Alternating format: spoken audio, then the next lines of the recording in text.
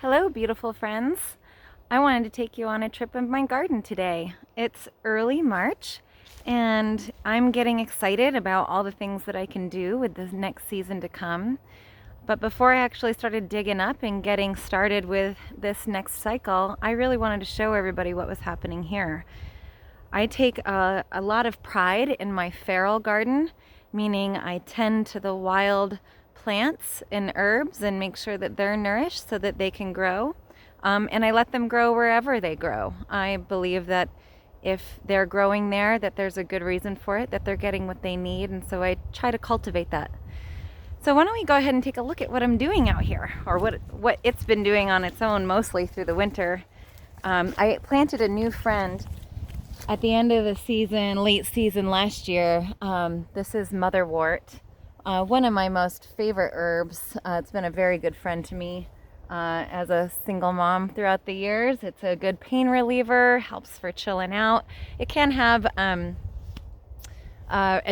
don't like the word addictive, but qualities that make you want to keep using it. So if you're somebody who needs pain relief, I recommend just using it intermittently with other things.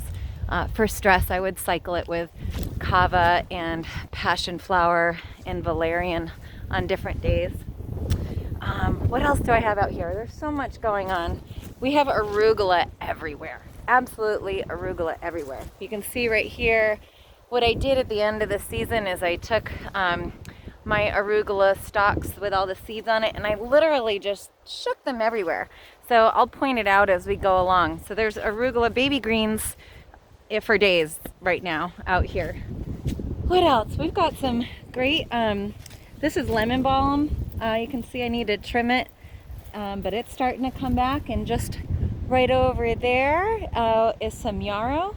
We have mint coming up in just about every location you could imagine. It's prolific.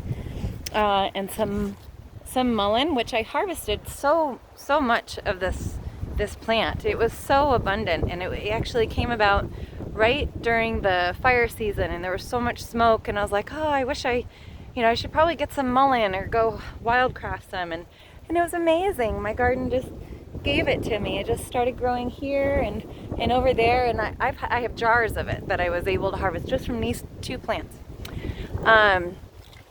Probably one of the most exciting things about this garden, which I've only been here a year now, and this wonderful garden actually sat unused for at least 10 years or something like that.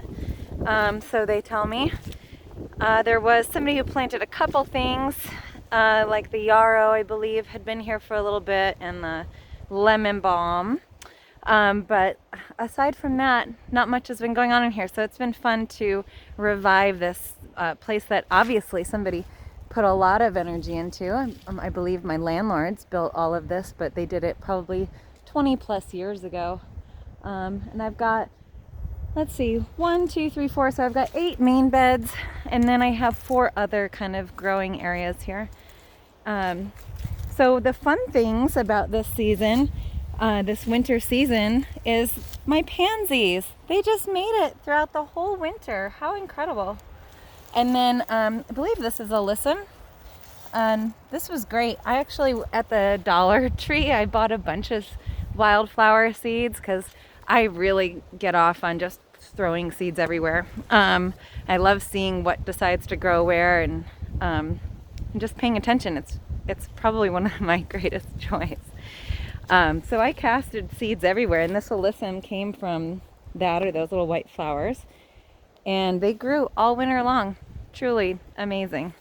Truly amazing. My pride and joy are these straw flowers. Maybe I'll tell you more about those in a different video. So you can see I really did grow a lot of collard greens and kale. You'll see this bed, and then there's some chard over here, and a whole other bed of collard greens and kale, and then another bed of kale in the distance. And so I made it a little bit of an experiment this year.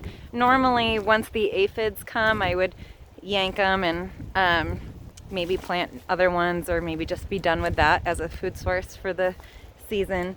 But because I knew that these would grow through the winter, I tried to battle the aphids and the whiteflies, and honestly, not successfully. There are a lot of aphids and whiteflies here, and even though the weather, it's probably going to snow tonight, probably get a few inches. But even with the little bits of snow that we've gotten here, it's really not been enough to kill them off. Oh, look at this. This is exciting. So look at that. We have miner's lettuce for days coming right here. You'll also see there's mallow. This, I'm not sure. Oh, look at that. No way. That's actually a beet that just is growing feral. Here's another spot where I shook out, actually had just rested the arugula plants right there, and got a lot of good looking greens right there, just kind of growing at the base of my my soil that I'm getting ready to put in the beds. So there's miner's lettuce everywhere, and miner's lettuce is my favorite. Claytonia is the how it's affectionately called from those who don't like to say miner's lettuce. I've also spent a lot of my life calling it fairy lettuce. And so I invite you to maybe take on Claytonia or fairy lettuce. I think the miners, we can move on from that. So look at what we've got. We have angelica. I have 2 plants of angelica growing. Not sure what I'm going to do with it. I hear you can make candy from it. I've made a lot of tea from it, tea mixes that I've shared with my friends as for Christmas and solstice.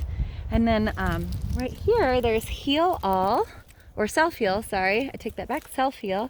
And that's been wonderful. This was, I actually thought this was a different seed last year, and I planted it everywhere. And so I've got lots of self-heal growing. This is, we still have beets here and onions. What else? Some miner's lettuce popping through, more kale, and look at that Napa cabbage. Yum! That is gorgeous. Truly, truly spectacular. We got more arugula, and then these are chives, and you'll see I've got little bunches of chives all over the garden, and they're actually one of my great joys too. I get a lot of joy out of seeing them every day, as the seeds for them came from my friend's garden, and it just makes me really happy to know that I'm growing seeds that came from one of my most favorite gardens on the planet and my dearest of friends. So as you see here, we've got tons of miner's lettuce and then tons of chickweed. And the great thing about miner's lettuce and chickweed is that they're a gift from nature, and it's everywhere. You know, a good decent salad's worth of miner's lettuce is at least 1/3 of the vitamin C you need in a day, maybe even more. And then chickweed is great. It's kind of like, I have it growing everywhere. And here, I'll show you. I eat a lot of chickweed. I have been able to cultivate this all winter long, and I still have tons of it. There's chickweed growing all through this bed. Lots and lots of it. This is my my tomato bed from last year. I did a tomato tunnel, and this is fencing, kind of making a tunnel that the tomatoes grew over. It was awesome. I'll definitely do that again. So the chickweed is amazing. It's kind of like it's like somewhere between pea sprouts, sunflower sprouts, and grass. Kind of like, that's kind of what the flavor and texture is like. It's always juicy. It's always tender. Maybe except for the last moments of it. If it's hot and dry out, it gets a little stringy. But it's an incredible food source for me. I literally eat it multiple times a week. Mix it in all my salads. It's really good for the digestive system. That's the nice thing about these wild herbs that are growing out here this time of year, including this very healthy mallow plant. They all tend to be really good for the digestive system, which makes a lot of sense when you think about if the nutrients you need are in your yard. Whenever you need a good, healthy digestive system to have a good functioning body so that all your other fluids are moving around well. And a good digestive system definitely leads to a healthy mind. And it helps you digest the other things you might be eating, like meats or cheeses, and what have you, if you eat those things. Digestion is very important. And then over here we have my winter greens bed. So my winter greens have been fantastic. I have not bought greens at a store for over a year. And this chard has been going very well, very robustly. I planted this in the summer, early summer. And then we have over here, we have lots and lots of lettuce. You can see I've been eating off all of this lettuce. I've been eating off all of this lettuce all winter long. So I have been well fed, and my son. And we got cilantro, there's spinach, there's many kinds of lettuce, and then tons of arugula growing up, and chickweed. I definitely can say that growing my own greens through the winter has been a fantastic experiment, and one that I'll never not do. It's been really, really great. What else can I tell you about the garden here? I got a lot to do. You know, when I look around, you can see that there's a lot to be done to prepare for the next year. One of the biggest things on my plate is to prune the fruit trees and the grapes, and I'm pretty much running out of time. Now is the time to do that. There was also some sort of fungus growing on the cherry trees. So I'm going to be treating for that this year. And the apple tree just did not produce very well. I believe that was because of a late snow. We got about 1.5 feet after flowers had already started to bloom. And so I think this year I will probably throw plastic over the tree.